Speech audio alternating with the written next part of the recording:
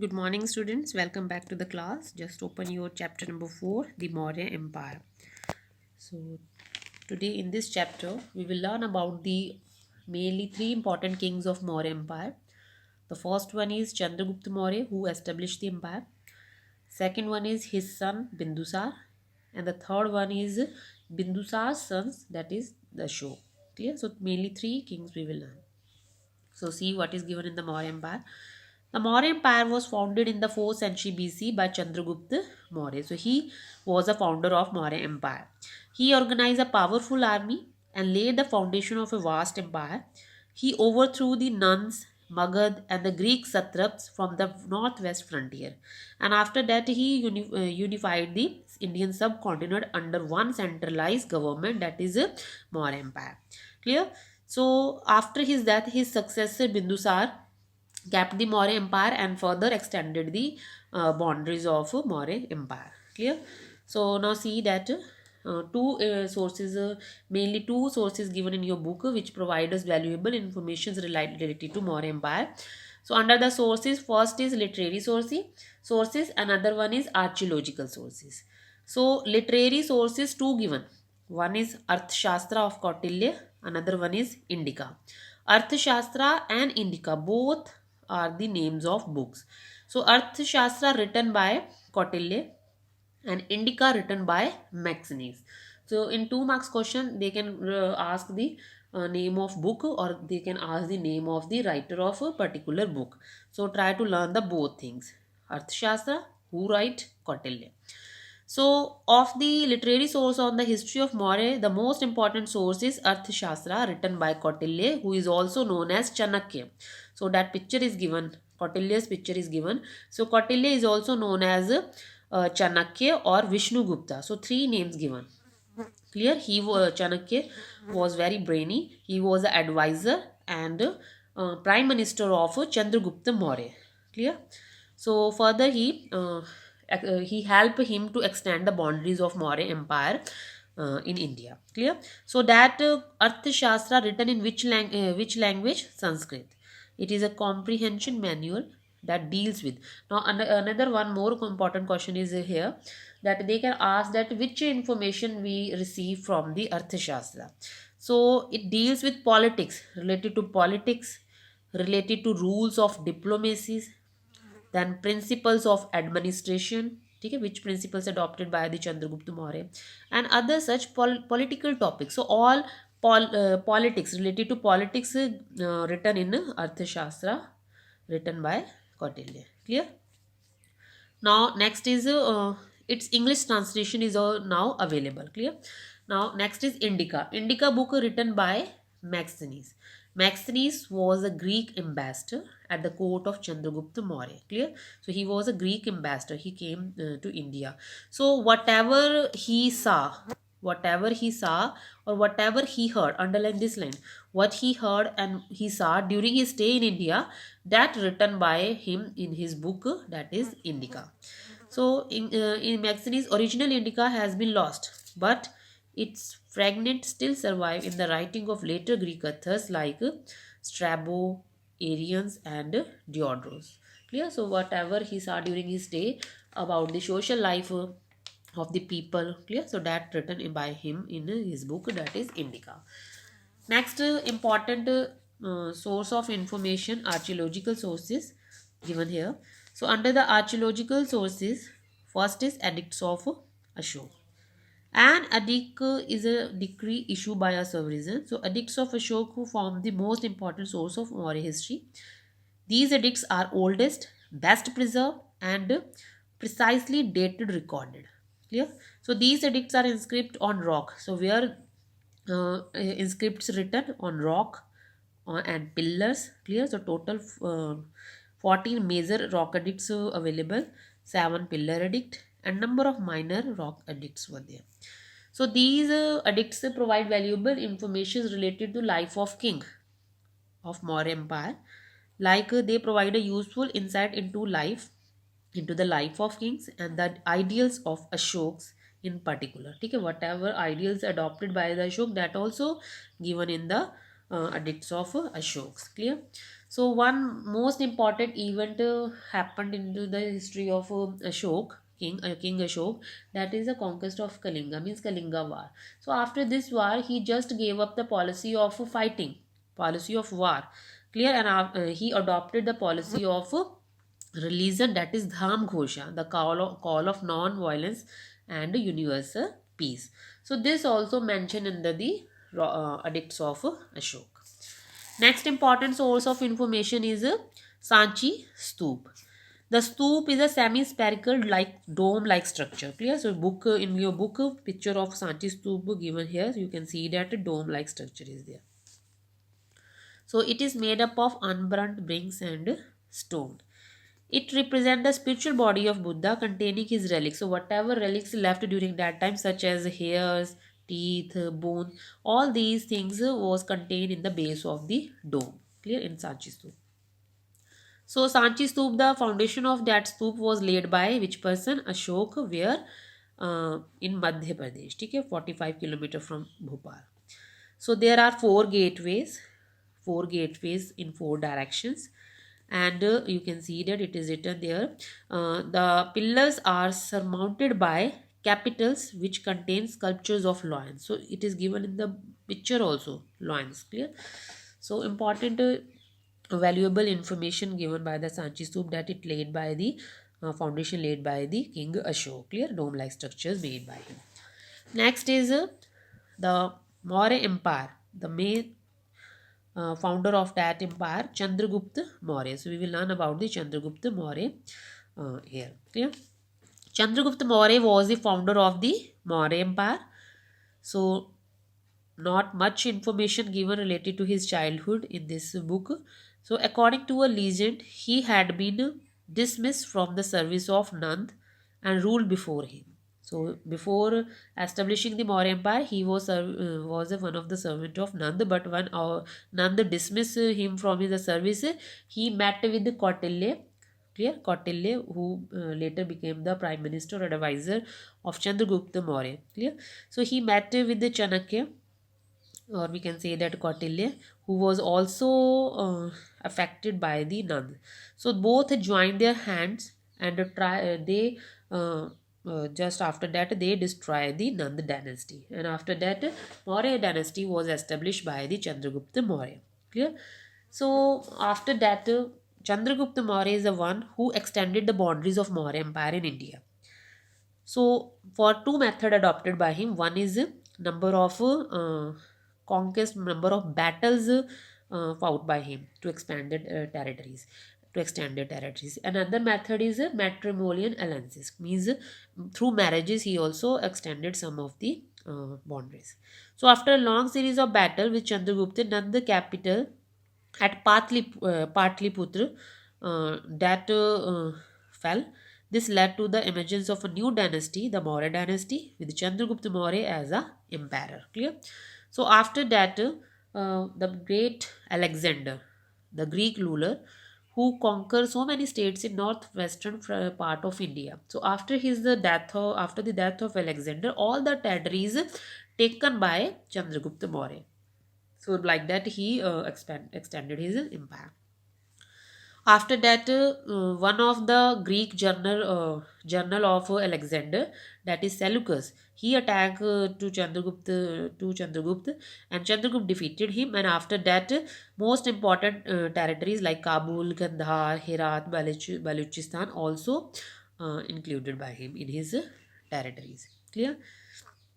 So Chandragupta Empire extended areas written here, from where to where it extended. So extended from Kabul and Kandahar in the northwest to Mysore in the south, from Bengal in the east to Saurashtra in the west. Clear? So boundaries written here. Clear? Next is important king after the death of Chandragupta Maurya. His son ascended the throne, that is Bindusar. So Bindusar succeeded his father Chandragupta Maurya. The Greek historian Abernicus called him a slayer of foes. He conquered many parts of South India, and after defeating 16 rulers during his rule, he faced a revolt in Takshila. So it was quelled by the second son of Ashok, who was a governor there. So after his death, after the death of Bindusar, who ascended the throne, that is Ashok. Ashok succeeded to the throne after his father Bindusar's death. On ascending the throne, Ashok took the title Devnampriya or Priyadarshini. So both things try to underline in your book important titles adopted by the Ashok. So they can raise question related to 2 marks. Which title adopted by the Ashok? Devnampriya or Priya Darshini. Clear? Now, the most important event in the history of in the Ashok's life given here, that is Kalinga War. So after ascending the throne, Ashok fought the famous Kalinga War. According to Maxenus, the Greek historian, at the court of Chandragupta Maurya, the ruler of Kalinga had a powerful army like infantry, cavalry, and elephants. So all three type of armies were there in the powerful king of Kalinga. So uh, both armies of Ashokas and the king of Kalinga met with each other. Clear? Met with each other in one common place, that is Kalinga. So according to the Rock Edict 13, both sides suffer losses, but people of Kalinga suffer the most. Though Ashok won the war, it had far-reaching consequences for him and his empire. Clear? So both met with each other, and who succeeded? Ashok succeeded, and who defeated? King of Kalinga defeated in this war, and lots of suffering suffer loss, a lot of losses suffer by the peoples of Kalinga after this war. Now see the consequences of this war. First, the death and destruction caused by the Kalinga War brought about a great change in the personal and political life of Ashok. So Ashok's personal life as well as political life changed after the death and destruction saw by him. He abandoned the policy of conquest by force. Okay, that policy adopted by him before Kalinga War, like forcefully annex the territories of other. So he abandoned the policy an ambition of victory in all direction and embrace the policy of religion. On which policy adopted by him? Policy of religion. So underline the policy's name. Policy of conquest by force abandoned by him, and instead of that, policy of religion adopted by him. So that type of changes were there. That is the main consequence. Second, Kalinga changed Ashok's personal life. His personal life changed. He stopped eating meat. He stopped hunting. He abandoned the life of luxury. So before that, he was involved in doing such type of activities like hunting and eating meat. So all these things abandoned by him, stopped by him. Ashok declared Buddhism as a state religion. So which religion adopted by him? Buddhism after the Kalinga War. Then next fourth is the prisoner of war were used for agriculture work. So whatever the prisoners were there after the Kalinga War, he used that prisoners to for agriculture work. It resulted in increase in production and brought about economic prosperity in India. So after that, economic prosperity was increases. Clear? So these major four consequences of the Kalinga Wars are the most important question. So try to learn all 4 points. Clear? Next, we will learn about the extent of Ashok's empire. After his victory of Kalinga, Ashok empire extended from Hindu Kush in the northwest to river Pennar in the south. It also included some part of Nepal in the north and Kabul, and hence Kandahar provinces outside the present boundary of India. Clear? So that is the extension of Ashok empire. Then Indian character. So Maurya Empire beginning with Chandragupta Maurya, and after that Ashoka ascended the throne, and after that he also extended the boundary of Maurya Empire. So we will learn about the pan-Indian character, features of that pan-Indian character in his empire. The first is it marked the end of small states. Clear? It marked the end of small state because his empire is extended. It helped in establishing trade link with the foreign countries. Trade also established by both the king. It made India strong and helped the Maurya king face foreign aggression successfully. After Ashok's victory over Kalinga, the era of conquest and war was over. ठीक है, after the victory of Kalinga, what happened? Era of war was over, and it helped the Maurya king to pay more attention to social and economic prosperity. ठीक है, as we learned that economic prosperity over there because number of prisoner involved in agriculture. So these type of characteristics were there in the administration, ठीक है, by both the kings after the extension of the empire. Clear? So next is administration. Now we will learn about the administration, which type of administration run by the Maurya kings. So it was Chandragupta Maurya under the guidance of Chanakya who laid the foundation of the empire.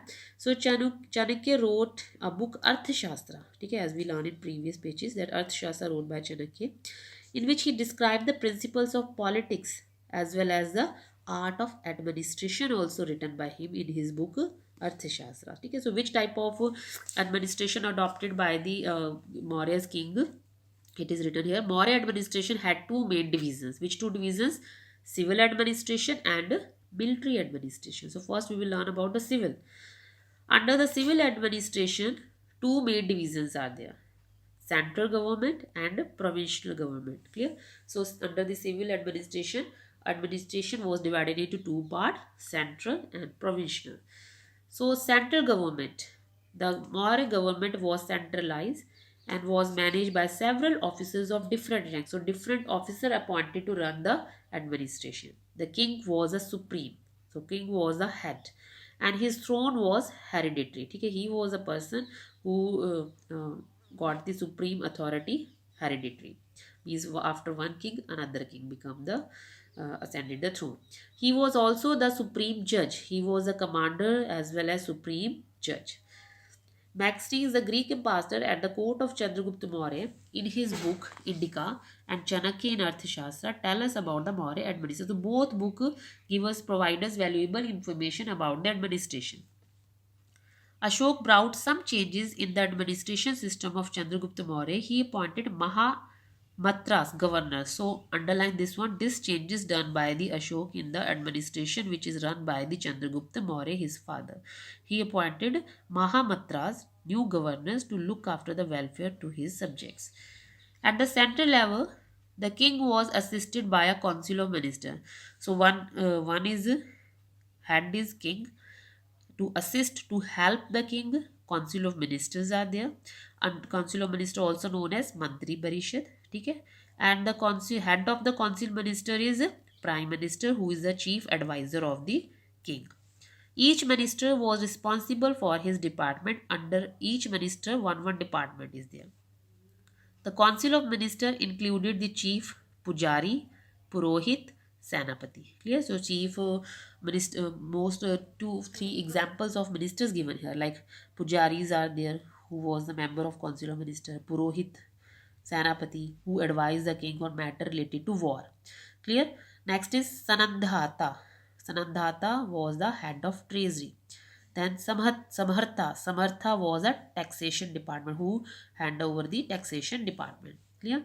So look after the taxation department. So these type of ministers were there who in present in the council of minister who assist the king to run the central government. Next is provincial government. So under the provincial government, Ashok made alternation only in the central government and not in the provincial government. During his grandfather's time, there were four provinces. Okay, four provinces were there, and after the addition of Kalinga in Ashoka's time, there were five provinces. Okay, after Kalinga, when Kalinga annexed by the Ashok, total five provinces were there. So chart is given there. Okay. Head of the provinces was called Kumar. The head of each province is known as Kumar और आर्यपुत्रा, उसे आर्यपुत्रा भी कहते थे और कुमार भी. Next is only the princes were appointed to this position. During Ashoka's time, the Kumar was assisted by the governor who help him, who assist him. Governor means Mahamatras appointed by the Ashoka. Clear? That only guide the each Kumar. According to some rock and pillar edict of Ashok, beside Mahamatras, other officers took active part in the administration of the provinces, like Pradeshika who collect the taxes, ठीक है. So to help the each Kumar, Mahamatras were there, Pradeshikas were there who collected the tax, Rajuka, clear, Tehsildar, Yukta, treasurer. So of each department one person minister were there who assisted the head of each province known as Kumar or Aryaputra. Clear. Next is district administration. The provinces were divided into districts called Janpads. Their administration was looked after by Pradeshika, Rajuka and Yukta. We already learned that Pradeshika means tax collector, minister of tax collector, Rajuka, Tehsildar and Yukta is the one who was a treasurer. So it is given here in your previous pages. Clear. So next is administration of cities. So important cities, the capital of provinces as given earlier had their own administration system. The head of each city was called Nagardhyaksha. Clear. Nagardhyaksha was each city's head of each cities. Next is revenue system. The land revenue was a chief source of income of the Maurya Empire. It was 1/6 to 1/4 of the produce. 1/6 to 1/4 of the produce collected by a revenue minister as a revenue. Two kind of taxes were also there, like Bali and Bhaga. So Bali and Bhaga, mainly two taxes were there. Bhaga was levied on agriculture produce and the cattle at the rate of 1/6. According to the writers, that these Bali was a religious tribute. Okay? Bali was a religious tribute and Bhaga was the kind of tax which is mentioned in the edict of Ashok, okay, which was used for agriculture. Next is a toll tax also collected by. So number of taxes given here which is collected by the under the revenue system. Next is the Sipai system. Chandragupta Maurya had a wide network of spies in his empire. There were spies against the spies. Okay? Spies means who look after the work of other, hiddenly who look after the work of others, who investigate the work of others. So that spies was appointed by the Chandragupta Maurya. So against one spy, another spy was there. Okay? One agent was asked to collect information. The king was also always kept informed of the working of the bureaucracy. Military organization. Under the military organization, huge army maintained by the kings, like infantry, cavalry, elephants, and chariots. So number of infantries were there. Next is the king was the commander of the chief of the army. Next is Ashok Dham. After the Kalinga war, Ashok became the people's king. He embraced Buddhism but did not impose it on his subject. He wanted his subject to follow such a dham that may be based on unified principle of all major religions of the world. So one dham made by him in which all principles or good points of other religion mentioned by the Ashok king. So dham as described in Ashok Edict is not a religion or religious system but a moral law or a common code of conduct written there. Okay? Principles of living life written there. So under the which principles there? One is under the dham. First is respect to elders and love to teacher. That principle made by the Ashok. Ahimsa or non-violence, not to fight with others, not to harm others. Good deeds or good karam would give happiness to man in the next birth. That was the chief principle. He taught people to respect all religion. He disapproved empty rituals. So 5 principles was given under the dham. Now impact of the dham and Ashok's imperial policy. What impact was there? Under the religious unity, if we see that people belonging to different religion follow their imperial policy of religious tolerance. So religious tolerance was there. People respect other religion. Okay? That was the main impact of dham. So who follow the dham? They adopted moral values. Okay? People under the influence of dham started living a moral life. End of crime. So crimes were ended. Okay? Now people adopted the policy of ahimsa or non-violence. That is the next step. Then public welfare. Clear? They starting doing the good deed or good karam because they know that if they did good deeds only then they would give happiness. Clear? So with the policy of conquest and war having some of to end, Ashok Dham helped officials to undertake public welfare and public work schemes. Clear? So they started leading the peaceful life after this. Okay? Hope the whole chapter understood by you.